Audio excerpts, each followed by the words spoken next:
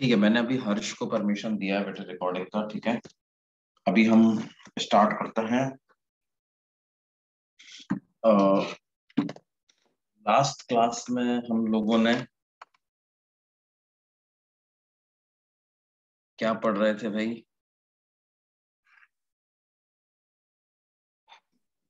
Plane mirror के बारे में पढ़ रहे थे। प्लेन मिरर हमने हाँ, और इमेज फॉर्मेशन के बारे में पढ़ रहे थे। अगर मिरर्स जो हैं वो किसी एंगल पे रखे हुए हो, थीटा एंगल पे अगर मिरर्स रखे हुए हो, तो हम बात कर रहे थे। ठीक है, और हमने ये देखा था कि अगर 360 डिग्री बाई थीटा एक इंटीजर नंबर आ जाता है,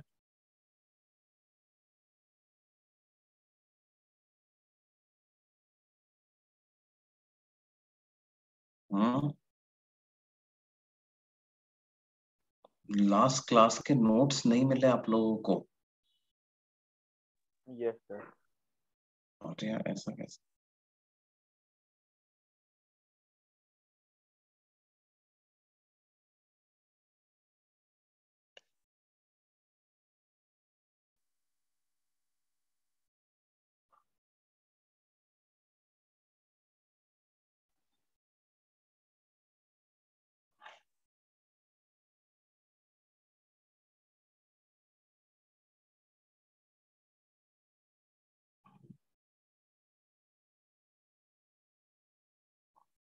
लास्ट क्लास हम लोग की कब थी? 16 मई को थी क्या?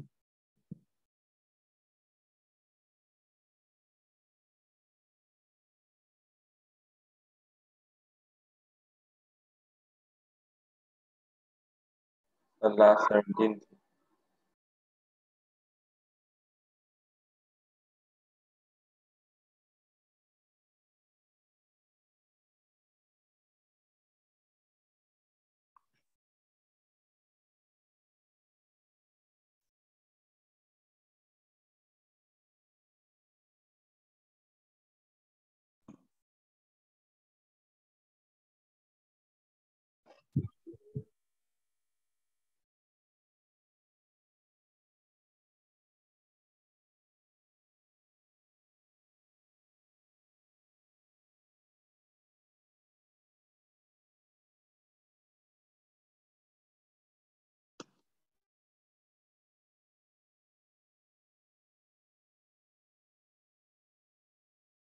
अच्छा बच्चों, ये देखो मैंने भेजा है फाइल तुमको।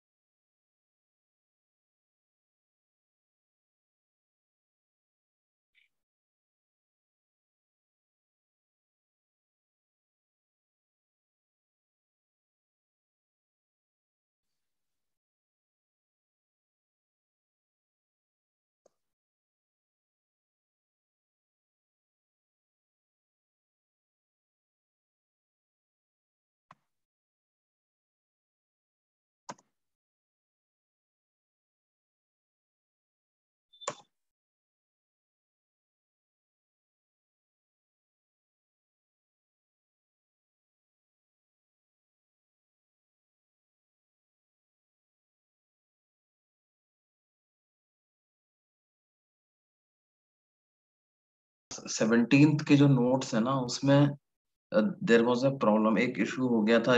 याद है अपना लास्ट में, लास्ट 15 मिनट्स में अपना ये हैंग कर गया था, यस। है ना?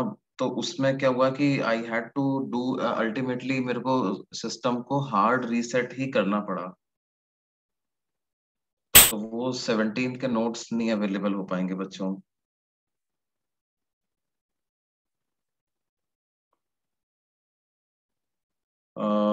17 के नोट्स का एक ही तरीका बचा है कि मैं क्या करूं। रिकॉर्डिंग तो है ना आपके पास? हाँ, तो आप वो रिकॉर्डिंग को रेफर कर सकते हैं। 17 की रिकॉर्डिंग है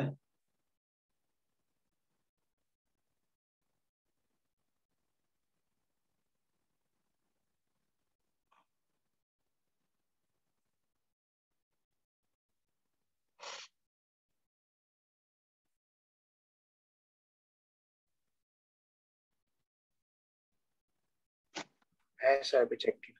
ठीक है बेटा। यस सर, अपलोड किया है। ओके,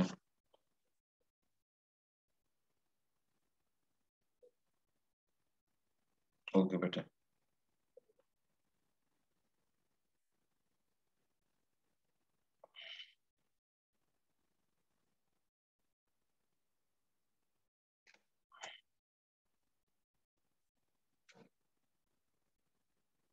अच्छा, केतन को भी रिकॉर्डिंग की परमिशन देनी है।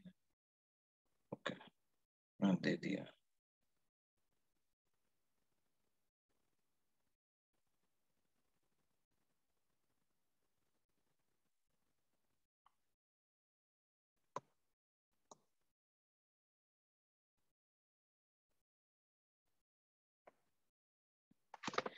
कि ऑब्जेक्ट जो है दो मिरर्स के बीच में रखा हुआ है, और कैसे रखा हुआ है, कुछ इस तरह से रखा हुआ है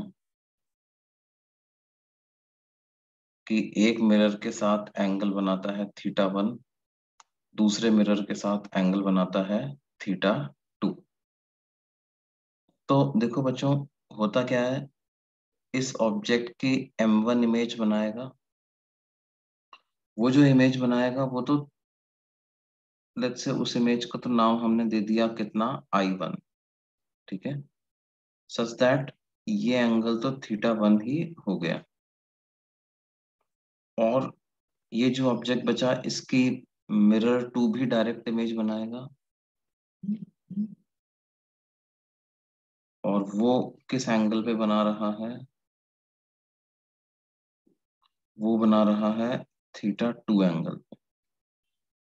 उस इमेज को नाम हमने दे दिया I2। ऑब्जेक्ट की इमेज बनाई मिरर 1 ने, ऑब्जेक्ट की इमेज बनाई मिरर 2 ने। ठीक है, इसको अपन ऐसे भी लिखते चले जाते हैं, M1 M2। एक इमेज बनी I1, वो बनी कितने एंगल पे बेटे? थीटा 1 एंगल पर। मिरर 1 के साथ एंगल लिख रहे हैं। फिर M2 ने इमेज बनाई I2, उसका मिरर 2 के साथ एंगल कितना है? थीटा 2। फिर उसके बाद क्या हुआ बेटे? I1 की इमेज बनाई मिरर 2 ने,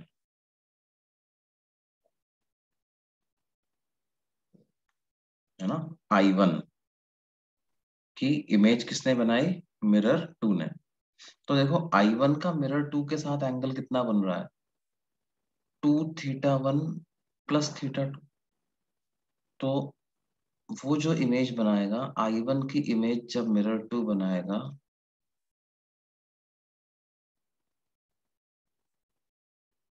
तो कितना एंगल उसके साथ बन जाएगा?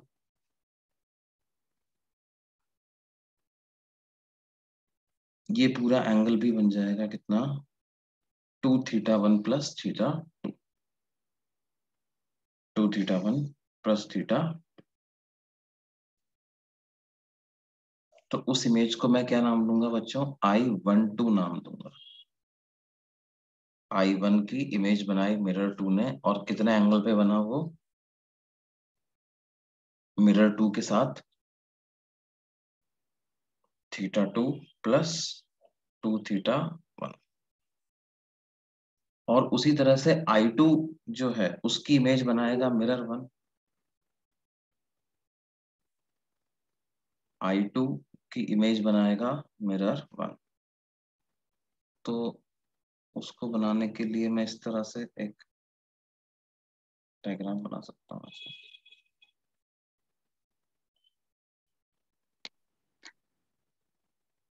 वो मिरर 1 के साथ कितना एंगल बना रहा है, I2 मिरर 1 के साथ जो एंगल बना रहा है वही उसकी इमेज भी बनाएगी।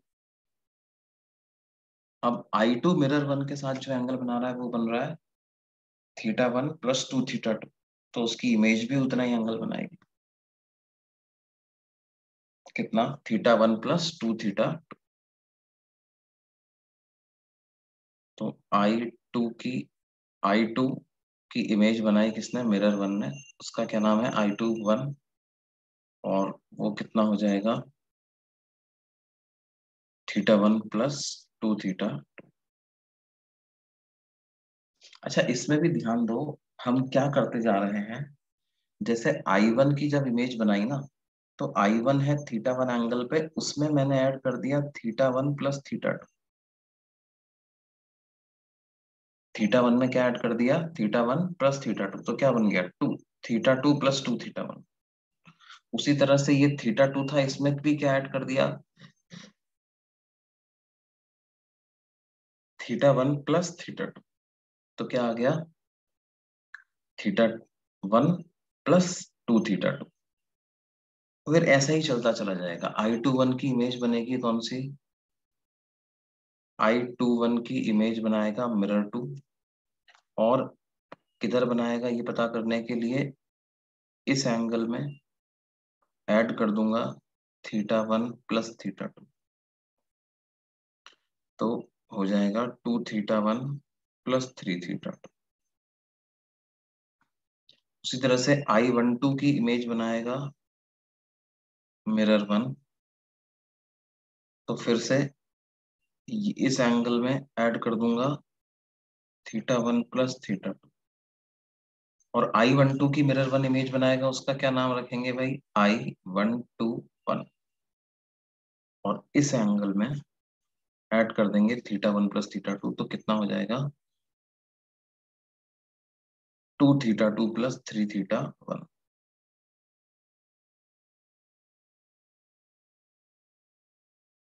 और फिर इसकी इमेज इधर बनेगी, उसका नाम क्या रख सकते हो आप, I1212।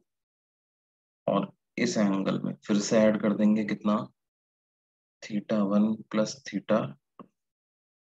तो कितना हो जाएगा बेटे, 3θ2 + 4θ1। और इस एंगल में इसकी इमेज बनाएगा ये, उसमें फिर से ऐड कर देंगे θ1 + θ2। I212 की इमेज बनी M1 के द्वारा, तो उसका नाम हो जाएगा I2121। And it will be 3θ1 + 4θ2।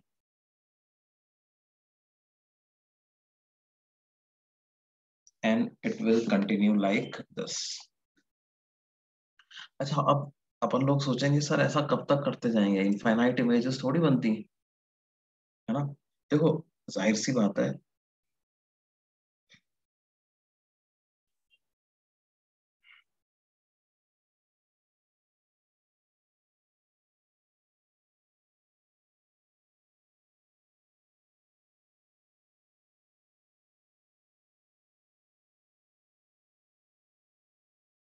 कि इनफाइनाइट इमेजेस नहीं बनेंगी, फाइनाइट इमेजेस ही बनेंगी।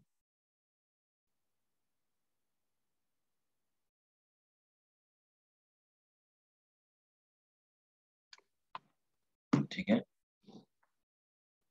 अब कैसे, देखो, ये M1 के द्वारा एंगल्स ऐड करते जाओ आप, है ना। जब तक ये M1 के द्वारा जो इमेजेस बन रही हैं वो मिरर M2 के सामने लाई कर रही हैं, तब तक M2 उनकी इमेजेस बनाता जाएगा, है ना। देखना बेटे कैसे, जैसे ये M1 कई सारी इमेजेस बना रहा है, यहाँ हमने ये भी कहा था भाई सारी इमेजेस सर्कल पे ही लाई करती हैं ये, ठीक है। तो M1 ने मान लो एक इमेज, M1 के द्वारा इमेजेस में किसी दूसरे, ऐसे रीड कर रहा हूँ, एक इमेज यहाँ बनाई, एक यहाँ बनाई, एक यहाँ बनाई, एक यहाँ बनाई, एक यहाँ बना दी। तो देखो क्या होगा, इस वाली इमेज को नाम दूंगा I1, ये हो जाएगी I21, ये हो जाएगी I121, है ना, I1 I21 I121, ये हो जाएगी I2121, और फिर ये वाली हो जाएगी क्या, I12121। अब देखो ये वाली इमेज मिरर 2 के सामने है, ये भी मिरर 2 के सामने है, ये भी मिरर 2 के सामने है, ये भी मिरर 2 के सामने है। तो इन सब की तो इमेजेस मिरर 2 बनाएगा, लेकिन ये वाली इमेज मिरर 2 के पीछे चली गई तो इसकी इमेज मिरर 2 नहीं बनाएगा, ठीक है। उसी तरह से मान लो मिरर 2 ने जो इमेजेस बनाई है वो इमेजेस कुछ इस तरह की हैं, I2, I12, I212,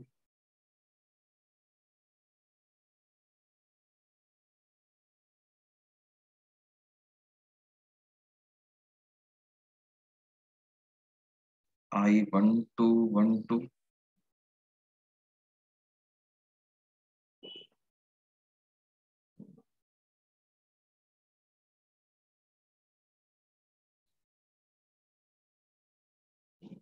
और एक इधर आ गई I1, I2,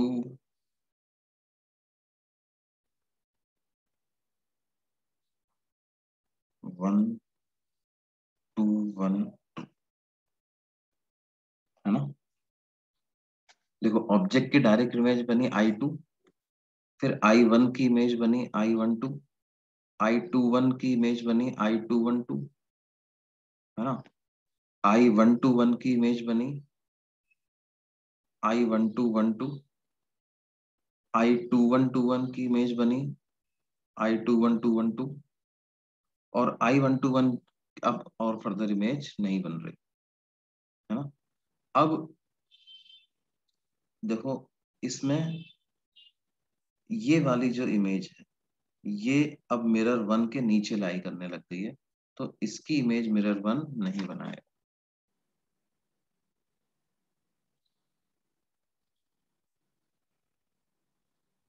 तो अब ये कैसे पता करेंगे अपन,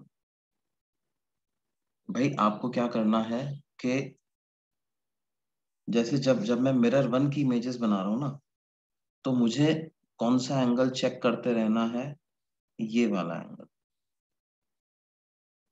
ये एंगल,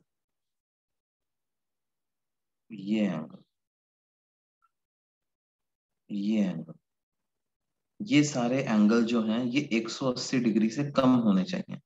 तो जब आप इधर इसमें θ1 प्लस θ2 ऐड कर रहे हो ना, तो ये चेक कर लो कि ये पूरा ऐड करने के बाद 180 डिग्री से कम आ रहा है कि नहीं। अगर ये 180 डिग्री से कम आ रहा है तभी इधर वाली इमेज को लिखो आप, अगर ज्यादा आता है तो फिर रुक जाओ, मत लिखो। हाँ, फिर जैसे ये वाला एंगल था इसमें θ1 प्लस θ2 ऐड करके देख लो कि क्या 180 डिग्री से ज्यादा आ रहा है, क्या ज्यादा आ रहा है तो फिर इसको मत लिखो, है ना। मैं एक एग्जांपल ले रहा हूँ तुम्हारे सामने। हाँ, 180 डिग्री से ज्यादा नहीं आना चाहिए, ठीक है। देखो एक बार मैं इसका प्रोसेस तुम्हें समझा देता हूँ, फिर एक केस का डायग्राम लेके भी मैं बना दूंगा तुम्हारे सामने। देखो कैसे, मान लो M1 M2 ये दो मिरर्स हैं, और कैसा है बेटे कि वही अपन एक ले लेते हैं पहले वो स्टैंडर्ड केस ही ले रहा हूं मैं, है ना, जो हमने 120 डिग्री वाला देखा था। अब इसमें एक पर्टिकुलर एंगल अपन ले लेते हैं, कैसे कि मिरर 1 के साथ तो एंगल बन रहा है 50 डिग्री, और मिरर 2 के साथ एंगल बन रहा है 70 डिग्री। ये 50 और 70 हमें दिए हुए हैं, ठीक है। दिस होल थिंग इज, तो मिरर 1 इमेज बनाएगा I1, मिरर इमेज इमेज बनाएगा, मिरर 2 इमेज बनाएगा I2। पहली वाली इमेज तो लिख दो, I1 बनेगा 50 डिग्री एंगल पे, I2 बनेगा 70 डिग्री, ठीक है। अब I1 की इमेज बनाएगा कौन? मिरर 2,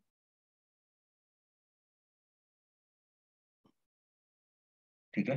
अब वो कितने एंगल पे बनाता है? θ1 प्लस θ2 ऐड करते हैं तो θ1 प्लस θ2 हमें पता है, θ1 प्लस θ2 इज 120 डिग्री। तो 50 डिग्री में हमें कौन सा एंगल ऐड करना है? 120 डिग्री। अब चेक कर लो 50 प्लस 120 कितना है? 50 प्लस 120 इज 170। क्या ये 180 डिग्री से कम है? हाँ बिल्कुल है। तो I1 की इमेज बनेगी, तो उस इमेज को हम क्या नाम दे देंगे? I1 2। I1 की इमेज बनाई मिरर 2 ने, और वो कितने एंगल पे बनाई? 50 प्लस 120 यानी मिरर 2 के साथ 170 डिग्री एंगल पे कोई इमेज बनाई। अब I2 की इमेज देखनी है कि मिरर 1 बनाएगा कि नहीं बनाएगा, तो I2 की इमेज देखने के लिए अपन ऐसे बनाए। अब देखो ये एंगल पहले से ही 70 डिग्री है, इसमें कौन सा एंगल ऐड करेंगे? θ1 प्लस θ2 यानी 120 डिग्री ऐड करेंगे। अब 120 और 70 कितना आ रहा है बेटे? 190 डिग्री। 180 डिग्री से बड़ा आ गया, तो इसका मतलब ये इमेज यहाँ पे नहीं बनेगी, ठीक है। तो मिरर 1 तो सिर्फ एक ही इमेज बना पाएगा, ठीक है। अब जब I2 की ही इमेज नहीं बना पा रहा था, तो I12 की तो आग बनने का बात ही नहीं है, और मिरर 2 भी फिर आगे इमेज नहीं बनाएगा, क्योंकि यहाँ पर ही कोई इमेज नहीं बनी है, तो इसकी इमेज की इमेज भी अब नहीं बनेगी। तो बस अपने पास यही 3 इमेजेस बने, और जो हमारा रूल था उसके हिसाब से 3 आंसर आता भी है ना। 360 बाई 120 डिग्री कितना आ रहा है? 3। ऑड नंबर है एंड असिमेट्रिक प्लेसमेंट है,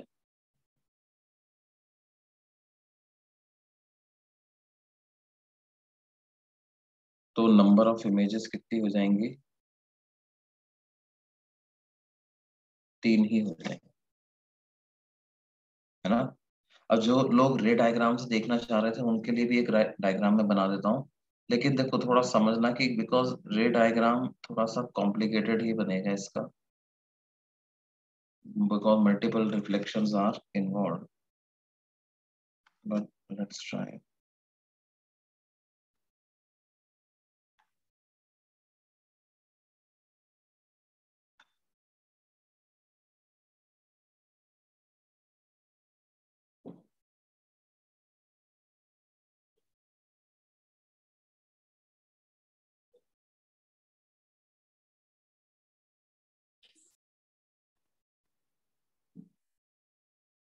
ये ऐसा है बेटा, है ना, ये ऑब्जेक्ट है, ये मिरर 1, ये मिरर।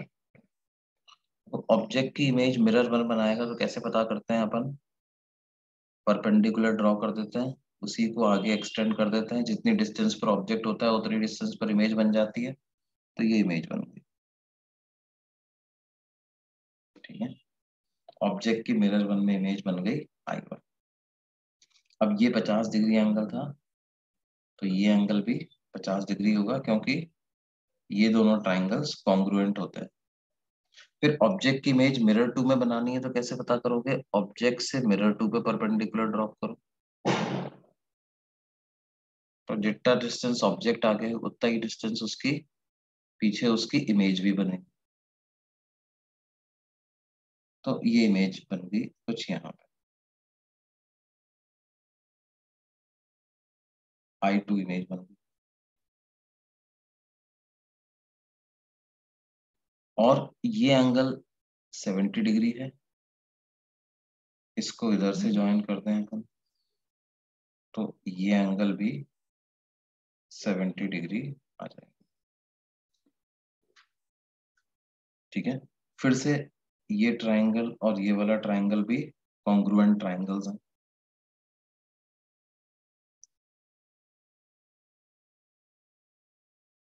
अब देखो बेटे, ये पूरा एंगल जब अपन कैलकुलेट करने जाएंगे, ये पूरा एंगल, तो ये एंगल कितना आ गया 190 डिग्री, जो अपन ने यहाँ पे चेक किया था। देखो 70 प्लस 120, है ना, ये एंगल 70 और ये पूरा कितना 120, 190 डिग्री एंगल आ गया। 190 आ गया मतलब I2 जो है वो मिरर वन के पीछे चला गया।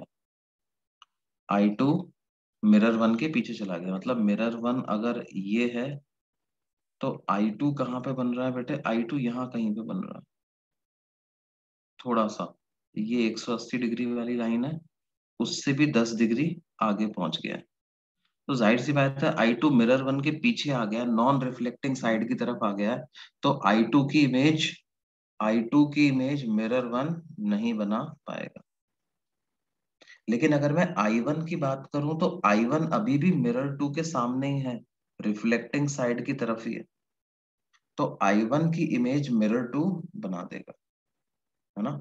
अब I1 के साथ मिरर टू कितना एंगल बना रहा है बेटे, देखो ये पूरा एंगल बना रहा है 50 प्लस 120, 50 प्लस 120 मतलब 170 डिग्री। तो जो उसकी इमेज बनेगी वो कुछ ऐसी यहाँ पर बनेगी, है ना।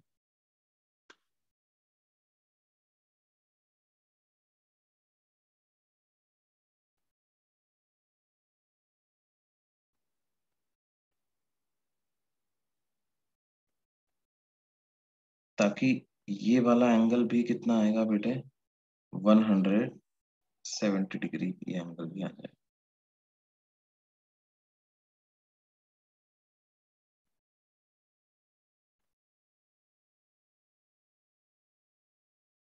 उस इमेज को क्या नाम देंगे, I1। इतनी ही इमेजेस बनेंगी इसमें।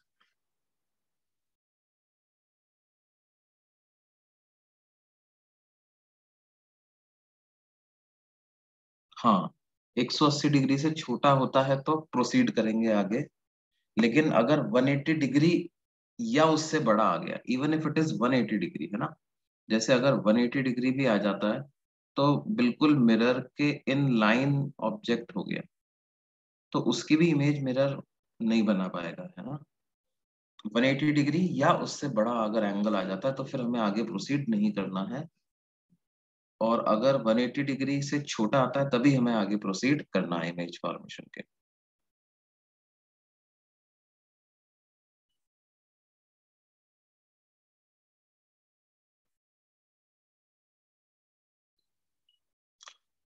180 डिग्री पर भी इमेज नहीं बनेगी। हाँ, अगर 180 डिग्री से छोटा होगा तो डेफिनेटली, एक और एग्जांपल लेते हैं, ये डेफिनेटली, है ना। मान लो अभी क्या है, मिरर्स हैं,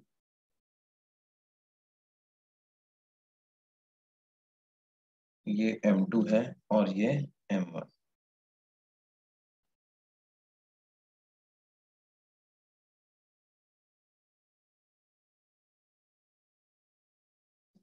और M1 और M2 के बीच में एंगल है बेटे कितना, 60 डिग्री। और ऑब्जेक्ट कुछ असिमेट्रिकली रखते हैं अभी अपन,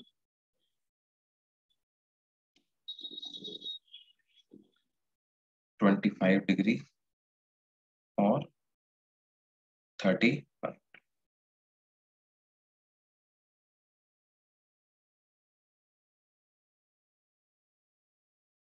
ठीक है, ऐसा।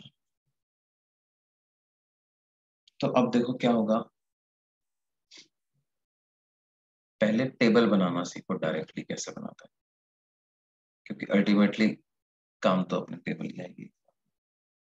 M1 की इमेज बनी I1, M2 ने इमेज बनाई I2। अब I1 कितने एंगल पे बनी? 25 डिग्री पर। और I2 कितने एंगल पे बनी? 35 डिग्री। ठीक है, फिर I1 की इमेज बनाएगा M2। वो बनाने के लिए मुझे 25 डिग्री में ऐड करना है 60 डिग्री। 25 प्लस 60 कितना आ रहा है? 85। तो 85 तो 180 से छोटा है, तो आई विल प्रोसीड। तो कितना आ जाएगा? I12 और 85 डिग्री पर वो उससे के साथ इमेज बन जाएगी। उसी तरह से I2 की इमेज बनाएगा मिरर 1, इसमें 60 डिग्री ऐड कर दे। 35 प्लस 60 डिग्री कितना हो गया? 95 डिग्री। तो उसकी इमेज बनेगी I21। I2 की इमेज बनाया मिरर 1, तो वो आ जाएगा 95। वो भी 180 से छोटा था, इसलिए हम आगे प्रोसीड किए। अब इसकी इमेज बनवानी है मिरर 2 से। तो 95 में क्या ऐड करेंगे? वही 60 डिग्री। तो 95 प्लस 60 कितना होता है बेटे? 155। Again less than 180 degree. I will proceed. तो क्या बन जाएगा? I212। ठीक है, कैसे चेक किया? 95 में 60 ऐड किया, कितना आया? 155 डिग्री। 180 डिग्री से छोटा है, तो हमने आगे प्रोसीड किया और वही 155 डिग्री एंगल पर इमेज बना दी। फिर इसमें फिर से मैंने ऐड किया कितना? 60 डिग्री।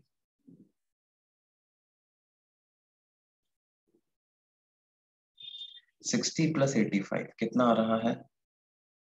145। 180 डिग्री से अभी भी छोटा, इसकी भी इमेज बनेगी I121 और वो 145 डिग्री।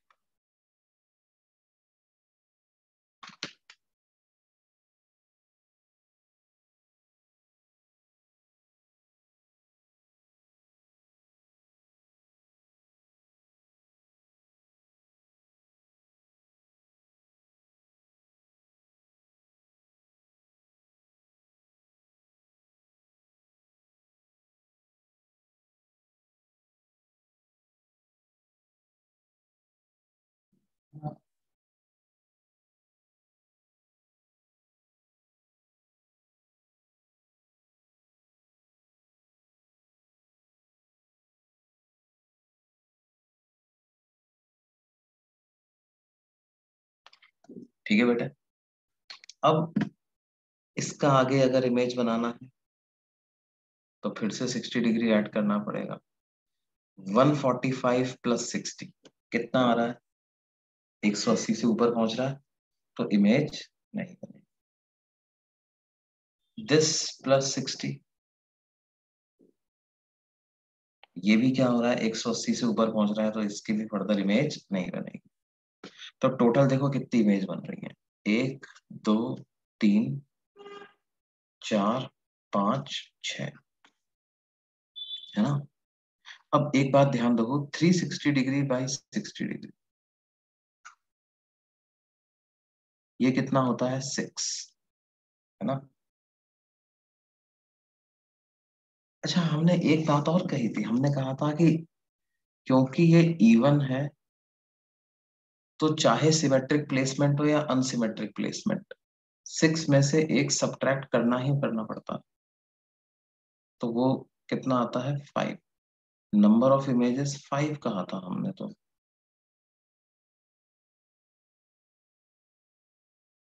लेकिन यहाँ पे तो नंबर ऑफ इमेजेस कितनी बन रही हैं? 6 बन रही हैं। ठीक है, अच्छा पहले इस चीज को अपन बाद में समझेंगे। सबसे पहले मैं ये चीज पूछ लेता हूँ, क्या ये टेबल बनाना समझ में आया क्या सबको? Yes table sir. बनाना समझ में, कब रुकना है वो समझ में आया? Yes, sir.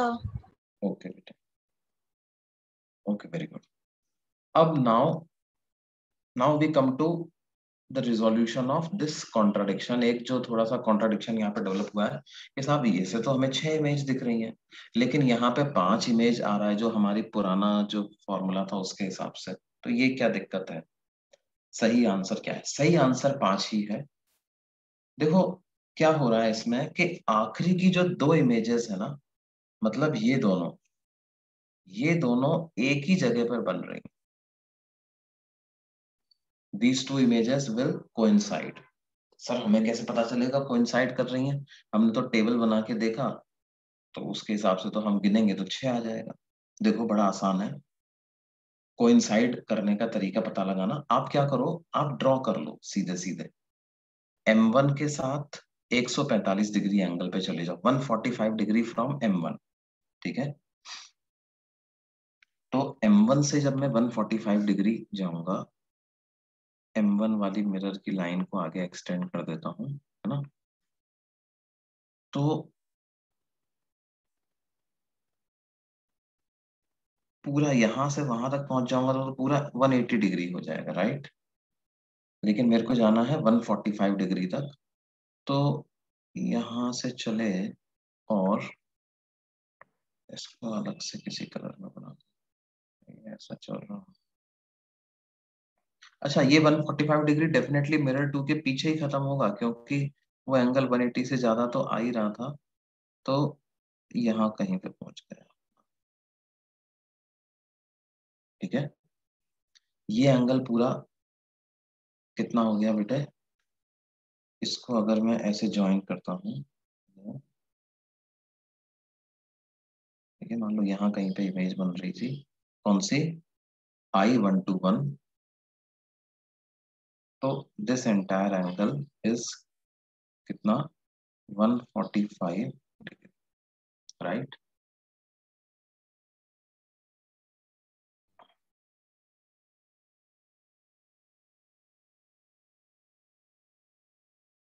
अब देखो ये 145 है, उसी तरह से I212 को ड्रॉ करते हैं अपन, है ना। I212 के बारे में समझते हैं। मिरर 2 के साथ कितना एंगल है? 155 डिग्री। तो मिरर 2 से 155 बनाना चालू करते हैं अपन। तो आ, अब देखो वो कहाँ पे आएगा, समझना इस बात को। 145 तो ये एंगल है, और ये एंगल 60 डिग्री है। तो 145 में 60 ऐड करो तुम जरा, 145 डिग्री प्लस 60 डिग्री कितना आता है? 205 डिग्री आता है बेटा। ठीक है, और ये जो 205 डिग्री आ रहा है, इसको 360 डिग्री में से सब्ट्रैक्ट करो, तो वो कितना आता है? 150।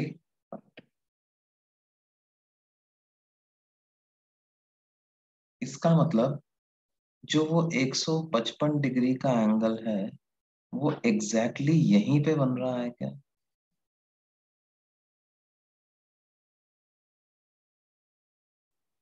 देखो 145 plus 60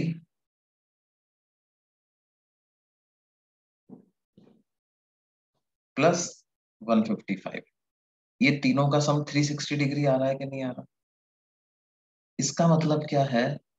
I121 and I212, these images are getting formed at the same place। अच्छा, ये बात ध्यान रखो, कोइंसाइड करनी होंगी तो वो आखिरी वाली इमेजेस ही कोइंसाइड करेंगी, उसके पहले वाली इमेजेस कोइंसाइड नहीं कर रही, अगर कर रही होंगी तो वो कोइंसाइड कर रही है कि नहीं कर रही है, कैसे चेक करेंगे? ये वाला एंगल, ये वाला एंगल, और इन दोनों के बीच में जो एंगल था 60 डिग्री, इन तीनों एंगल को ऐड करके देख लो। अगर ये 360 एग्जैक्ट 360 डिग्री आ जाता है, तो इसका मतलब क्या है? ये दोनों इमेजेस कोइंसाइड कर रही हैं। तो फिर हमें जो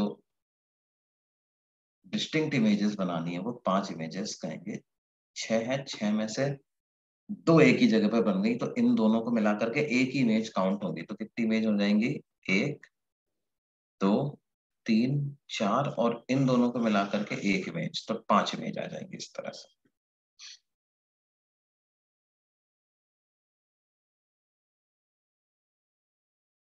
यस यस यस, बिल्कुल। ये किसी ने पूछा है साहब हम क्या 145 डिग्री, 155 डिग्री और 60 डिग्री को ऐड करके देख सकते हैं? हाँ बिल्कुल। आखिरी की जो दो इमेजेस के एंगल आ रहे हैं उसमें 60 डिग्री ऐड करके देख लो। अगर वो एग्जैक्ट 360 आता है तो इसका मतलब वो दोनों इमेजेस कोइंसाइड कर रही हैं। एक बार मैं फिर से समझा देता हूँ, देखो क्या है। मैंने ये 145 डिग्री एंगल वाली इमेज बना दी थी, I121 इमेज अपन ने बना दी थी। फिर मैं I212 इमेज बनाने वाला था। I212 का मुझे पता है मिरर 2 के साथ 155 डिग्री एंगल बनेगा। तो मैंने कहा कि देखो 145 में एक बार मैंने 60 डिग्री ऐड कर लिया, तो 145 में 60 डिग्री ऐड किया तो 205 आ गया। मतलब कि ये पूरा एंगल कितना आ रहा है बेटे? 205 डिग्री आ रहा है ना, ये वाला पूरा ये एंगल 205। अब मेरे को 155 डिग्री बनाना था, तो मैंने कहा यार एक बार मैं ये चेक कर लेता हूँ 360 माइनस 205 कितना आ रहा है। वो 155 आ रहा था, एग्जैक्ट 155। इसका मतलब क्या हुआ? देखो ये पूरा एंगल 360 डिग्री है, ये कंप्लीट एंगल है 360 डिग्री। उसमें से आपने इतना एंगल सब्ट्रैक्ट कर दिया, तो ये एंगल एग्जैक्ट 155 डिग्री बन रहा है। इसका मतलब I121 एग्जैक्टली इसी पॉइंट पे बन रही है जहां पे I212 बन रही है। इसको एक बार फिर से देख लो, दूसरे डायग्राम में देख लो तुम, कोई अपनी जल्दीबाजी की बात नहीं है।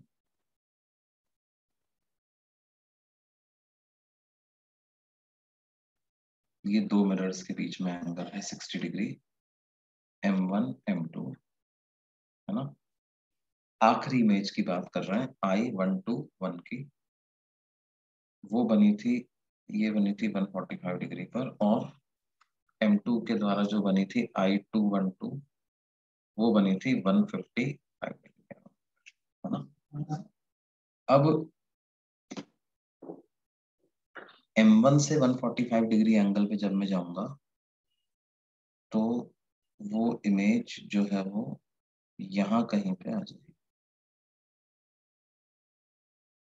ठीक है।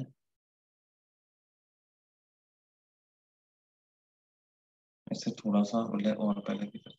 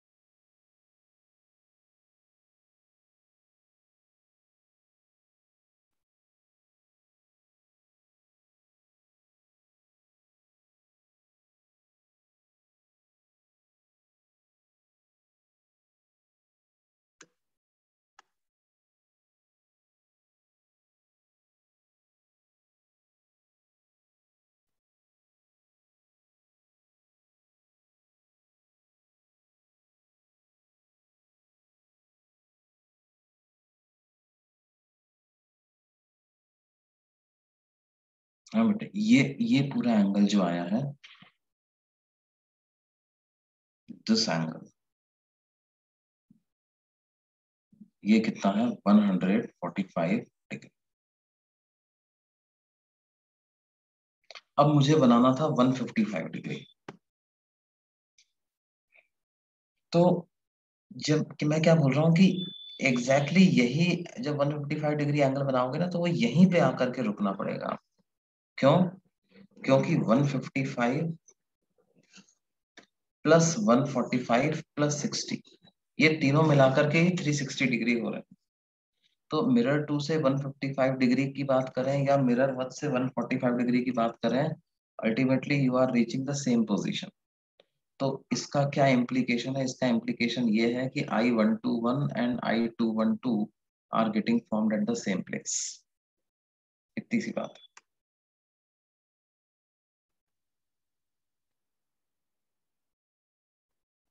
बिल्कुल सही बात है, बिल्कुल सही बात है।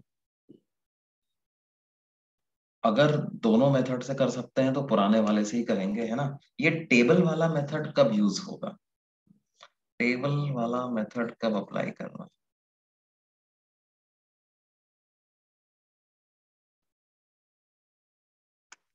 ये तब अप्लाई करना है व्हेन 360 डिग्री वाला theta, 360 degree by theta is not integer.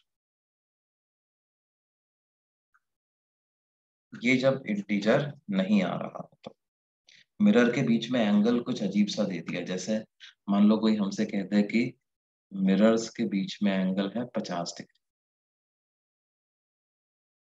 Angle between M1 and M2 is 50 degree, and object is place something like this कि मिरर 1 के साथ एंगल बना रहा है 15 डिग्री और मिरर 2 के साथ बना रहा है 30।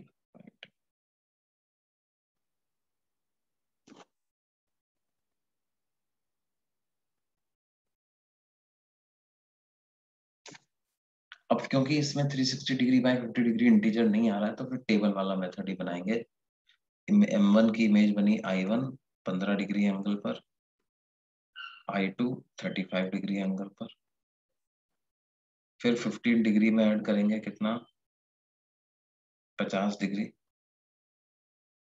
तो 15 और 50 कितना हो गया, 65 डिग्री। तो I12 ये बन गया 65 डिग्री पर, और इसकी इमेज बन गई I21।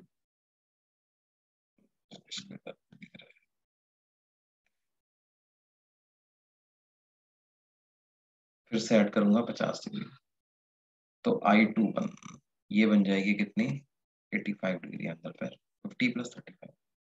फिर उसके बाद I21 की इमेज बनेगी मिरर 1 के द्वारा, उसका नाम होगा I212, वो हो जाएगा 85 + 50। तो 85 + 50 कितना हो जाएगा, 135। तो 135 तक तो ठीक है, कोई दिक्कत थोड़ी है, 180 डिग्री से कम। I12 की फिर इमेज बनाएगा कौन, I121, 65 + 50 डिग्री,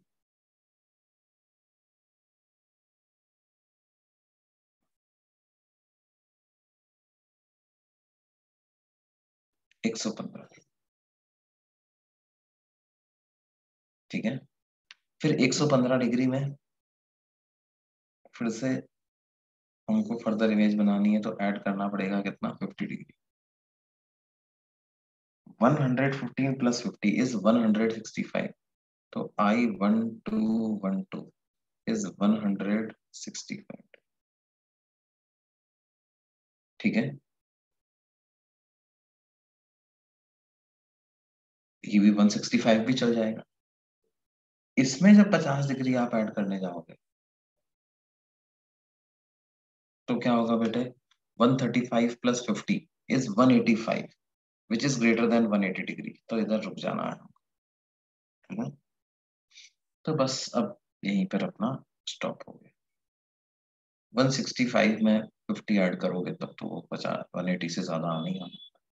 कितनी इमेजेस आ रही हैं, 1 2 3 4 5 6 7।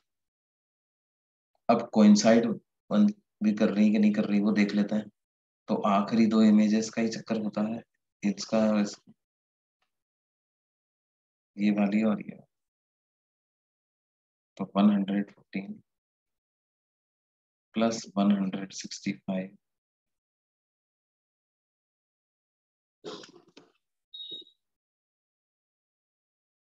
+ 50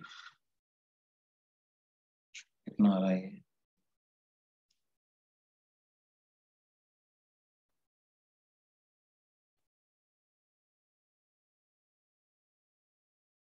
330 डिग्री, ये तो 360 डिग्री तो नहीं आ रहा। इसका मतलब कितनी इमेजेस बनेंगी बच्चों? 1 2 3 4 5 6 7, 7 इमेजेस।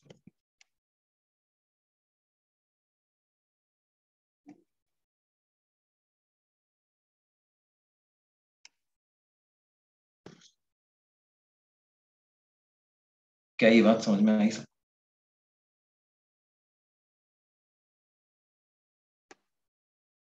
Yes sir.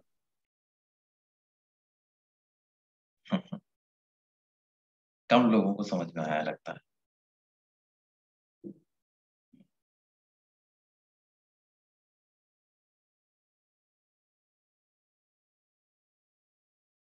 समझा? ओके,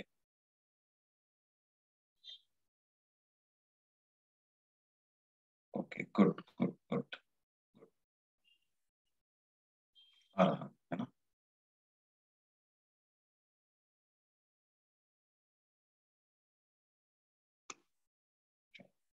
देखो,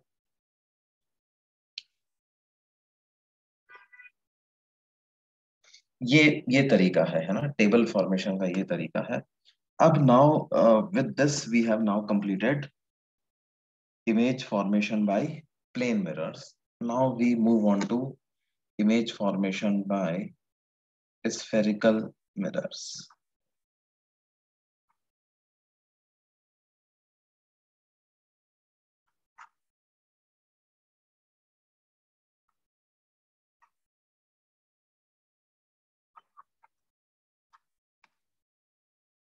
Image formation by spherical mirrors. Now what are spherical mirrors? देखो क्या करते हैं, एक हॉलो ग्लास स्फेयर लिया जाता है। क्या लिया जाता है? हॉलो स्फेयर ऑफ ग्लास हम लेते हैं,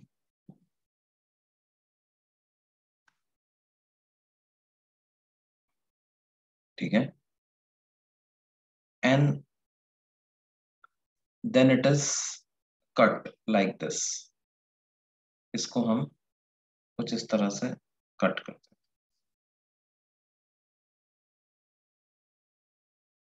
ठीक है। इसका छोटा सा पोर्शन भी कट कर सकते हैं, ऐसा बड़ा पोर्शन भी कट कर सकते हैं, या जैसे वो छोटा पोर्शन मैंने कट किया था तो वो कुछ ऐसा,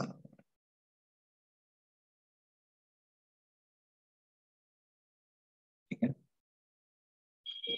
और इसकी किसी एक साइड को हम पॉलिश कर देते हैं, हाईली रिफ्लेक्टिंग बना देते हैं, और दूसरी साइड पे ओपेक मटेरियल की कोटिंग कर देते हैं। तो जैसे मैंने इस तरह से इसको शो कर, है ना, आउटर साइड को मैंने ओपेक बना दिया और इनर साइड को रिफ्लेक्टिंग बना दिया। या इस वाले में मैं ऐसा कर सकता हूँ कि इनर साइड को ओपेक बना दिया और आउटर साइड को रिफ्लेक्टिंग बना दिया। तो ये जो दोनों हैं, इन दोनों को क्या नाम दिया जाता है? They are commonly called as spherical mirrors. ये पहला वाला जो है वो हो जाएगा कॉनकेव मिरर, और सेकंड वाला जो हो जाएगा ये हो जाएगा कॉन्वेक्स मिरर, है ना। कॉनकेव मिरर में क्या होता है? Inner side is reflecting,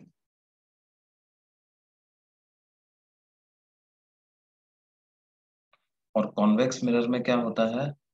outer side is.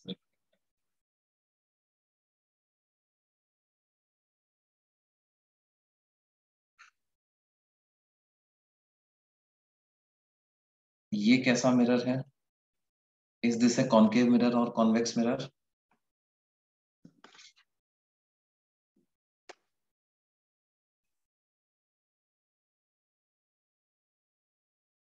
This is a convex mirror, right. और इनर साइड रिफ्लेक्टिंग बना दूंगा, इस तरह का बना दूंगा, तो ये क्या तैयार हो जाएगा? ये कॉनकेव मिरर तैयार। This is a convex mirror. and this one here is a concave. अच्छा, अब ध्यान दो कि जैसे ये दोनों जो थे, ये दोनों मैंने एक सेम स्फेयर को कट करके ऑब्टेन किए थे, राइट? तो दोनों का जो रेडियस ऑफ कर्वेचर होगा वो सेम होगा, है ना? इन मिरर्स के करस्पॉन्डिंग हम कुछ डेफिनेशंस की बात करेंगे। सबसे पहले स्फेरिकल मिरर की में जो डेफिनेशंस होती है वो होती है radius of curvature of mirror.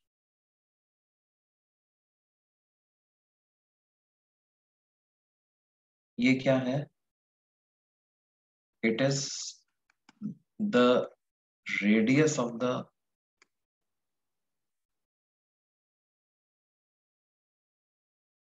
Glass sphere from which mirror is cut. ठीक है, रेडियस ऑफ कर्वेचर का मतलब क्या होता है? It is the radius of the glass sphere from which mirror is cut. जिस ग्लास स्फेयर से अपन ने मिरर को कट किया उसकी कोई रेडियस होगी, उसी रेडियस को क्या बोलते हैं? Radius of curvature of the mirror. ध्यान दो कि ये जो रेडियस ऑफ कर्वेचर होगी ना, ये साइज ऑफ द मिरर पर डिपेंड नहीं करेगी। जैसे लेट्स से ये हमारा ग्लास स्फेयर था, मैं इसका एक छोटा सा पोर्शन भी कट कर सकता हूँ। लेट्स से इतना सा पोर्शन मैंने इसका कट कर लिया, कट किया तो वो कुछ ऐसा बन जाएगा।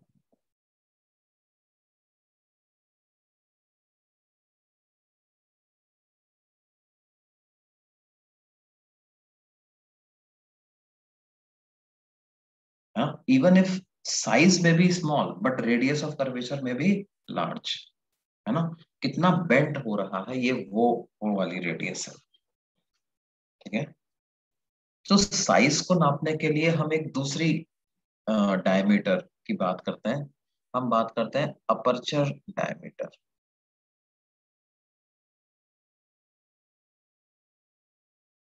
Of A spherical. What is aperture diameter? ये वाली जो लेंथ, दिस लेंथ। ठीक है, देखो क्या होगा, ये एक थ्री डायमेंशनल फिगर होगा। This is a sphere, right? तो स्फेयर को जब आप कट करोगे तो ये 2 डायमेंशन तो इस प्लेन में अपन को दिख रहा है, वाकई में ये 3 डायमेंशनल ऑब्जेक्ट है ना?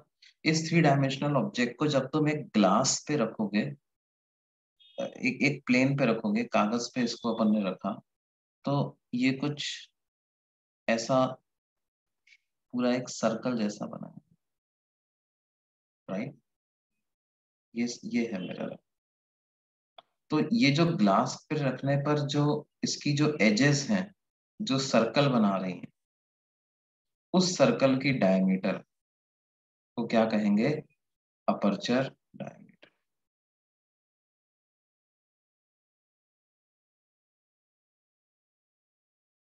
A mirror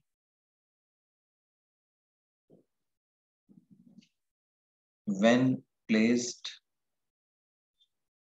on a paper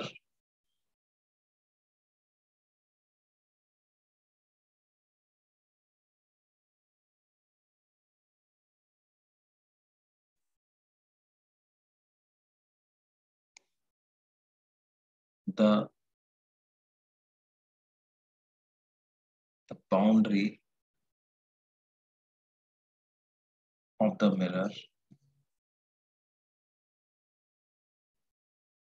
forms a circle. The diameter of this circle is called as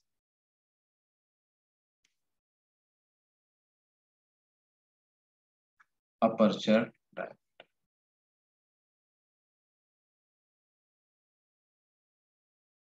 Yeah? Now, it is very much possible that two mirrors of different aperture diameter have same radius of curvature, right? Note that it is possible that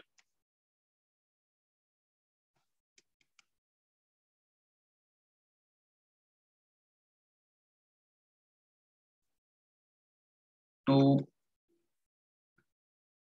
spherical mirrors of different aperture diameters have same radius of curvatures, है ना? It is possible.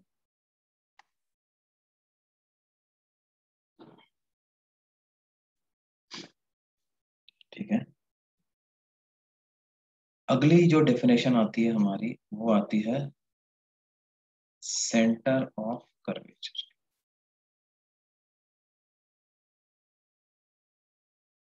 कोई spherical mirror है ना, convex mirror. अब ये क्या है, ये स्फेयर का ही तो एक पार्ट है, मतलब अगर इसको मैं ऐसे कंप्लीट करूं तो क्या होगा, एक कंप्लीट स्फेयर बनेगा। उसका जो सेंटर है, उसका जो सेंटर है कंप्लीट स्फेयर का, उसको क्या कहेंगे, इस स्फेरिकल मिरर का सेंटर ऑफ कर्वेचर। तो centre of curvature it is the centre of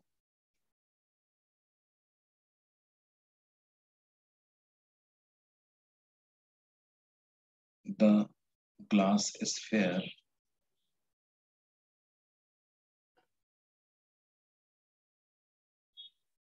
from which the mirror is obtained, है ना? और देखो इस सेंटर ऑफ कर्वेचर की क्या खास बात होगी कि इस सेंटर ऑफ कर्वेचर से मिरर के हर पॉइंट की डिस्टेंस कितनी होगी बेटे, ये सारी डिस्टेंसेस क्या मैं बोल सकता हूँ ये रेडियस ऑफ कर्वेचर के बराबर होंगे।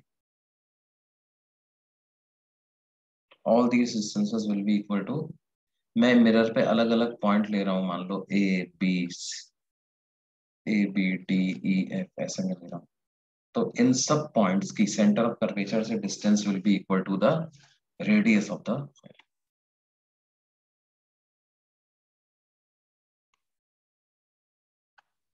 देखो अपर्चर की डेफिनेशन कुछ देखना चाह रहे हैं, अपर्चर की डेफिनेशन क्या है, एक मिरर को जब अपन एक पेपर पे रखेंगे तो जो बाउंड्री है मिरर की, वो बाउंड्री क्या है, एक सर्कल बनाएंगे। कौन सा वाला सर्कल बेटे, सर्कल लाइक दिस, ये सर्कल बना।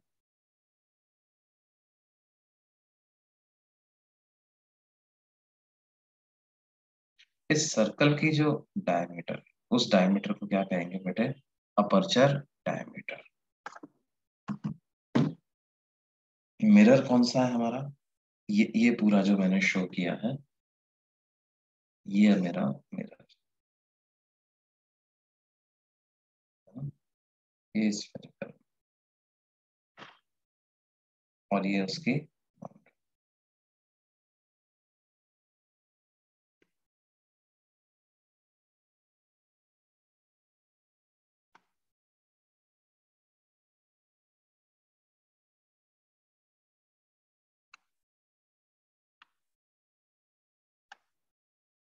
ये अभी तक समझ में आ रहा है बच्चों?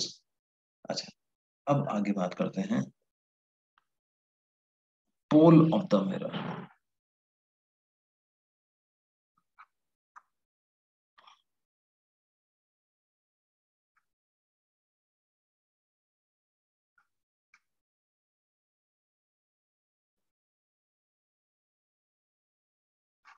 पोल ऑफ द मिरर क्या होता है? देखो, वैसे तो इसको हम कोई भी convenient point on the mirror ले लेते हैं, है ना? Any convenient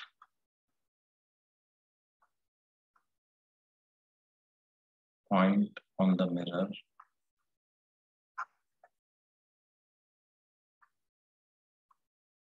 from which positions of object and image can be easily defined. लेकिन ध्यान दो कि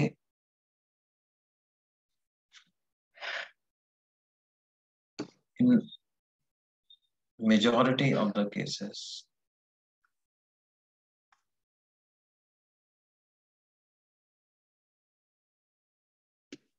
pole is taken at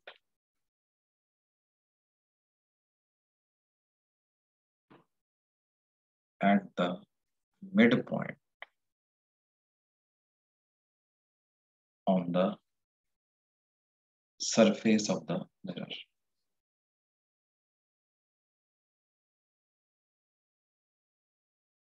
और ऐसा देखा जाता है कि मिड पॉइंट से ही जो है वो डिस्टेंसेस वगैरह मेजर करना आपके लिए आसान पड़ता है। और सिर्फ आसान की बात ही नहीं है, अपन आगे चल के देखेंगे जब हम मिरर फॉर्मूला डिराइव करते हैं तो अप्रोक्सीमेशन लगाना हमारे लिए आसान हो जाता है। If I take the mid point of this surface, जैसे ये एक कॉनकेव मिरर अगर मैंने लिया है, तो इस कॉनकेव मिरर का जो मिड पॉइंट है, लगभग मिड पॉइंट, ये वाला पॉइंट, इसको क्या नाम दे देते हैं? Pole of the mirror. ठीक है।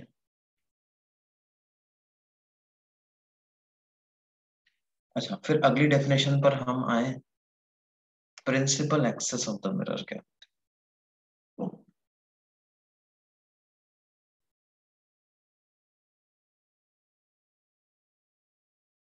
तो it is the line joining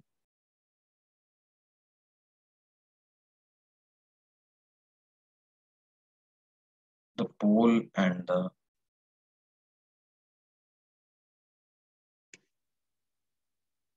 center of curvature of the mirror.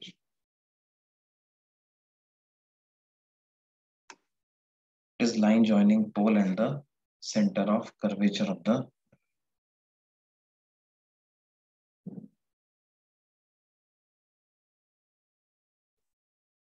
यहाँ पे सेंटर ऑफ कर्वेचर है, इन दोनों को जो लाइन ज्वाइन कर रहे हैं उसको क्या कहेंगे? Principal axis. ये वाली डिस्टेंस जो है ये क्या है? रेडियस ऑफ कर्वेचर, या सेंटर से किसी भी पॉइंट को ज्वाइन करने वाली लाइन की डिस्टेंस रेडियस ऑफ कर्वेचर है। और ये वाली जो लेंथ, ये क्या है बेटे? This is aperture diameter, radius of curvature, upper center of curvature, aperture diameter, pole and principal axis. ये 5 डेफिनेशन हमारे सामने है।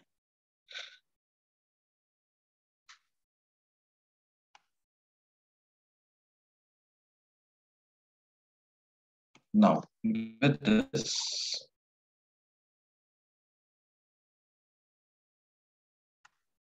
We proceed.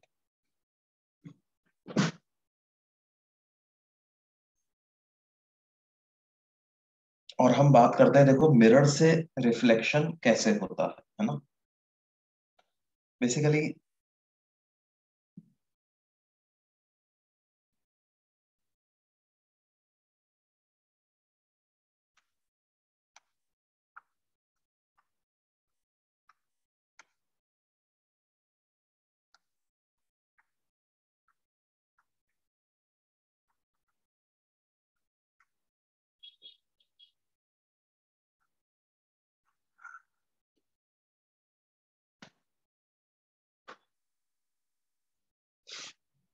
अरे वो सबसे पहले हम एक स्पेशल टाइप की रे के रिफ्लेक्शन में इंटरेस्टेड है ना। स्पेशल टाइप की रे कौन सी? स्पेशल टाइप की रे का मतलब है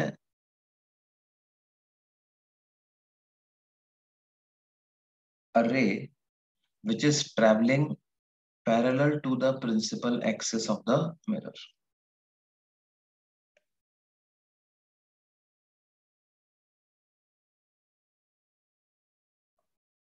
एक ऐसी रे जो कि कैसे ट्रेवल कर रही है बेटे? Parallel to the principal axis of the mirror. ये प्रिंसिपल एक्सिस है, दिस पॉइंट इज पोल, यहाँ पे है कहीं पर center of curvature, and let me consider a line which is traveling parallel to the principal axis, right? अच्छा, कुछ लोगों ने ये कॉनकेव और कॉन्वेक्स मिरर शायद 9th या 10th क्लास में पढ़ा हो, या सीबीएसई बोर्ड वाले 9th क्लास में पढ़ते हैं इसको। तो उन्होंने एक फोकस की डेफिनेशन पढ़ी होगी, है ना? कितने लोगों ने फोकस की डेफिनेशन पढ़ी है पहले? फोकस ऑफ सर्कल मिरर पढ़ी है ना? अब ये जो फोकस होता है इसके बारे में आप लोगों ने पढ़ा होगा कि भाई प्रिंसिपल एक्सिस के पैरेलल जो लाइन ट्रेवल कर रही है वो मिरर से रिफ्लेक्ट होकर के प्रिंसिपल एक्सिस को कट करती है, उस पॉइंट को हम क्या बोलते हैं? फोकस। ठीक है। ray traveling parallel to principal axis after reflection from the mirror intersects the principal axis at some point and that point is called as focus, right? अब हमें लॉज ऑफ रिफ्लेक्शन पता है ना? और हमें ये भी पता है कि एक स्फेरिकल सरफेस पे परपेंडिकुलर कैसे डालते हैं, angle of incidence, angle of reflection, ये कैलकुलेट कर सकते हैं अपन, है ना? तो let us see by calculating ourselves geometrically कि ये जो रे मैंने प्रिंसिपल एक्सिस के पैरेलल इंसिडेंट करी है, मान लेते हैं ये मिरर पे ए पॉइंट पे इंसिडेंट होती है, ये प्रिंसिपल एक्सिस को कहाँ कट करती है ये अपन देखते हैं। Now how to draw normal at A? To draw normal at A,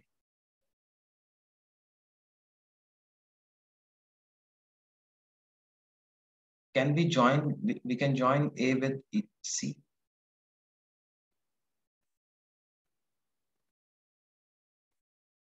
centre से ए पॉइंट को ज्वाइन कर दूंगा अगर मैं, तो ये जो AC लाइन है, AC line is normal to the mirror at A, है या नहीं?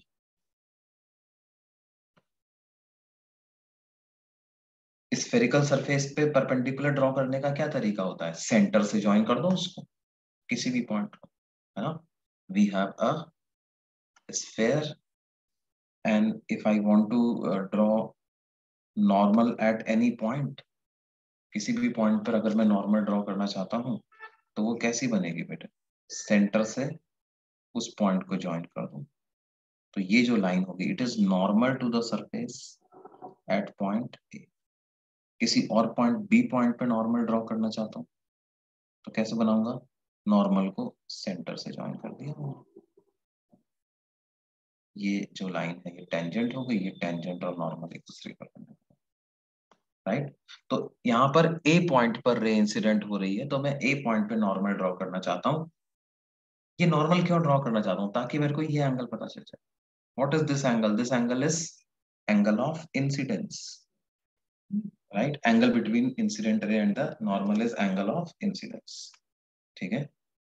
अब angle of incidence is equal to angle of reflection, तो रे रिफ्लेक्ट होगी और इस तरह से रिफ्लेक्ट होगी कि ये एंगल और भी कितना होगा? आई। ठीक है। अब ध्यान दो बेटे कि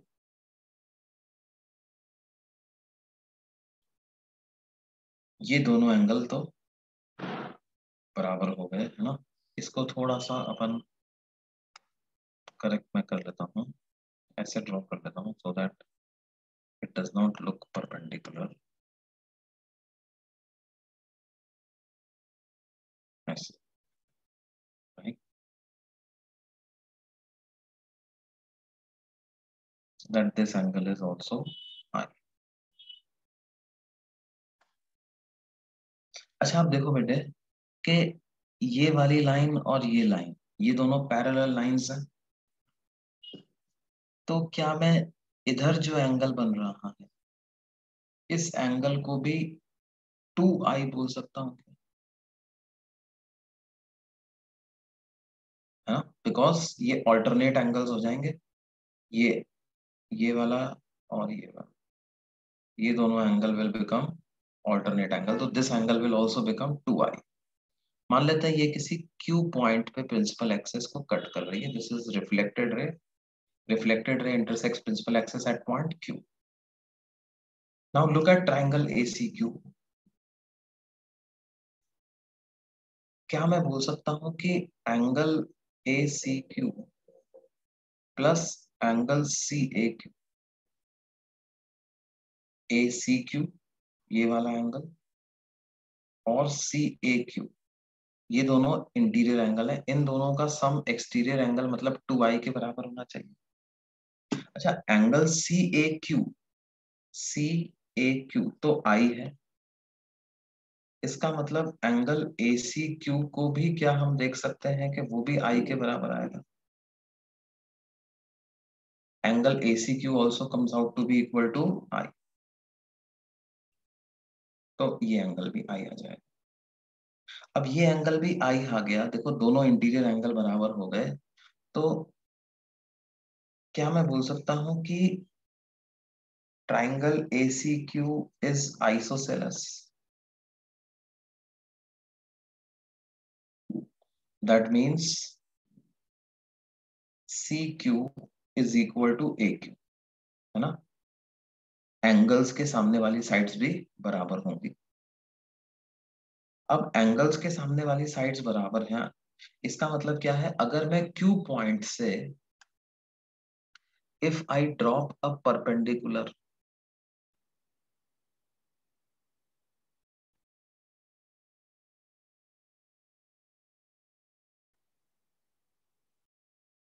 ऑन AC, तो ये जो परपेंडिकुलर है ये क्या करेगा,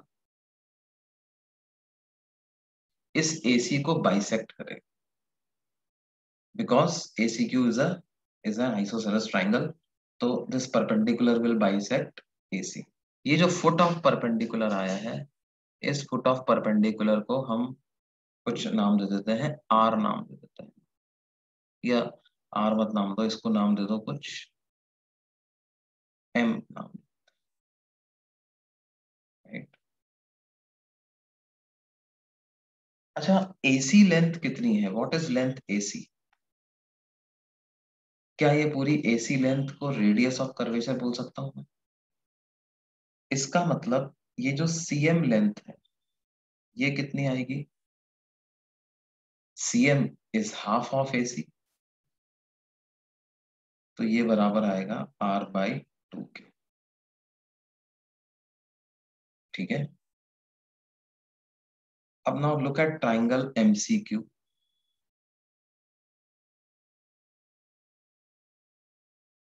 ये ट्राइंगल MCQ में consider the value of cos I। What is cos I? cos I is adjacent side, that is CM divided by CQ, hypotenuse. And what is CM? CM is R/2 divided by CQ। तो यहां से CQ की क्या value आ जाएगी अपने पास, CQ की value आ जाएगी R divided by 2 cos I। Now this is a very important relation, ये हमें याद रखना है, CQ is equal to R divided by 2 cos I। अब ये CQ क्या है बच्चों, देखो एक स्फेरिकल मिरर पर जब प्रिंसिपल एक्सिस के पैरेलल ट्रेवल करती हुई रे इंसिडेंट होती है और उस रे का एंगल ऑफ इंसिडेंस है आई, तो रिफ्लेक्ट होने के बाद वो रे प्रिंसिपल एक्सिस को जिस पॉइंट पे कट करती है उस पॉइंट की सेंटर से डिस्टेंस है कितनी है, r/2 cos i। Remember this diagram with this formula.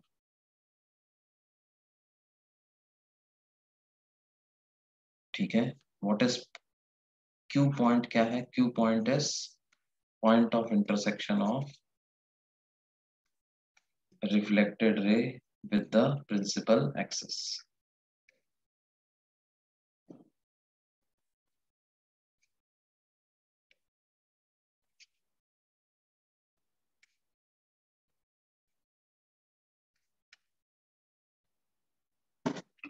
ठीक है बेटे, Q is point of intersection of reflected ray with the principal axis।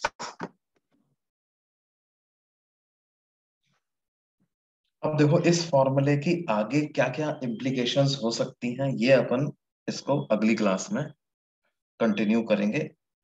उसके पहले जस्ट एक थोड़ी सी बात मैं तुम्हें एक और समझा दूं कि जैसे ये हमारे पास कॉनकेव मिरर है ना, इसके प्रिंसिपल एक्सिस के पैरेलल ट्रैवल करने वाली मैं दो रे लेता हूँ, एक ये वाली रे मैंने लिया, एक ये रे मैंने। ठीक है, both these rays are travelling parallel to principal axis. एक पॉइंट ए पे इंसिडेंट होती है, एक पॉइंट बी पे इंसिडेंट होती है, राइट। यहाँ पर सेंटर ऑफ कर्वेचर है सी। मैं नॉर्मल ड्रॉ करता हूँ। ठीक है, लेट मी ड्रॉ नॉर्मल।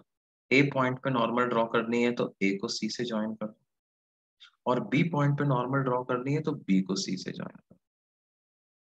अब जैसा कि आप देख रहे हो एंगल ऑफ इंसिडेंस दोनों जगह पर अलग अलग बन रहे हैं।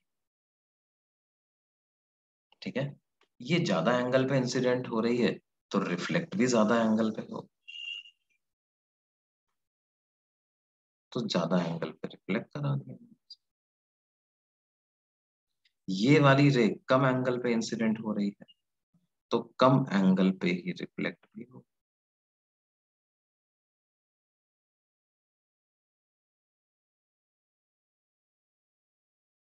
इसका मतलब क्या है देखो, ये दोनों रे, अच्छा अगर एंगल अलग अलग हैं तो ये जो सी क्यू डिस्टेंस है ये भी अलग अलग आएगी।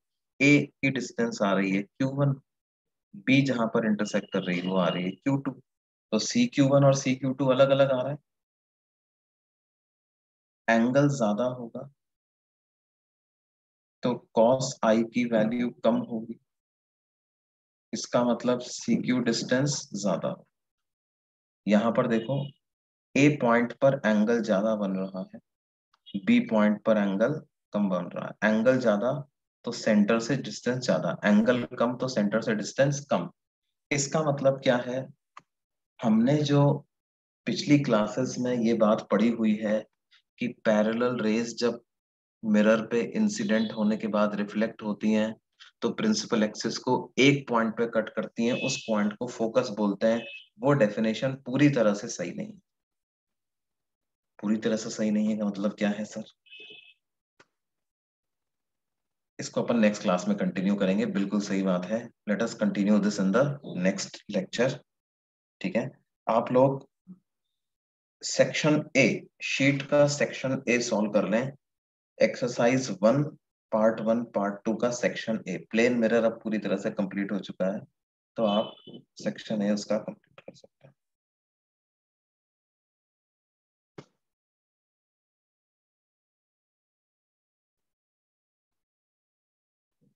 ठीक है बच्चों, see okay, see you in the next lecture. Notes अभी ही भेज देता हूं मैं, है ना। ओके।